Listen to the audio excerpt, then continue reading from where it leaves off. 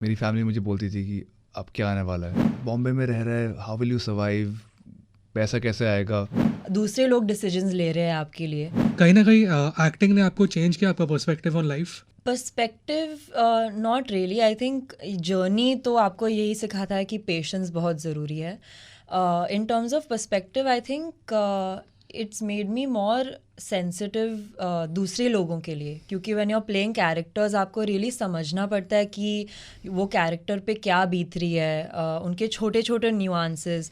तो I think लोगों को ज़्यादा ऑब्जर्व करना, उन पे to be sympathetic and empathetic towards people, that's what it's taught me. I think acting as a career ने मेरा पर्सपेक्टिव चेंज किया in terms of being more humble and being more patient. क्योंकि मेरे dad army में थे, तो उनके लिए हर चीज़ सिस्टमैटिक होती थी कि अभी ये होगा, अभी ये होगा, अभी ये होगा। एक्टिंग में कभी कभी होता था कि मेरी फैमिली मुझे बोलती थी कि अब क्या आने वाला है, और जब कुछ नहीं होता था तो you have to handle it in a very different way, ताकि उनको भी डर ना लगे और आप भी संभले रहो। सो मेरे अकॉर्डिंग एक्टिंग ने मुझे पेशेंट होना सिखाया। It's taught me how to answer people जो आपके लिए घबराते हैं।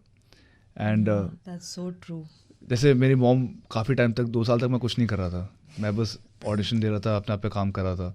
मेरी मॉम बोलती थी बॉम्बे में रह रहा है, हाउ विल यू सर्वाइव, पैसा कैसे आएगा। और उनको वहाँ हैंडल करना ना, उसके लिए आपको पेशेंट होना पड़ता ही है। तो आई थिंक एक्टिंग ने मुझे ओवरऑल एक कामर इंसान बनाया।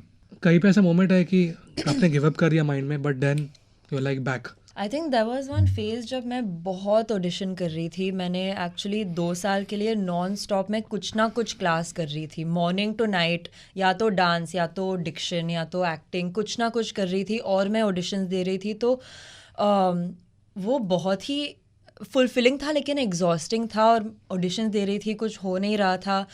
तो there were times where I would wake up in the morning और I just didn't know what to do, और क्या करूँ अभी। इतना कुछ ऑलरेडी ट्रेनिंग चालू है, ऑडिशंस दे रही हूँ, और क्या करूँ, और फिर भी कुछ हो नहीं रहा है।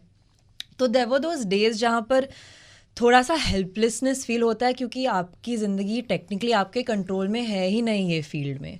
दूसरे लोग डिसीजंस ले रहे हैं आपके लिए। You are dependent on the director या कास्टिंग डायरेक्टर या so many people for something to work.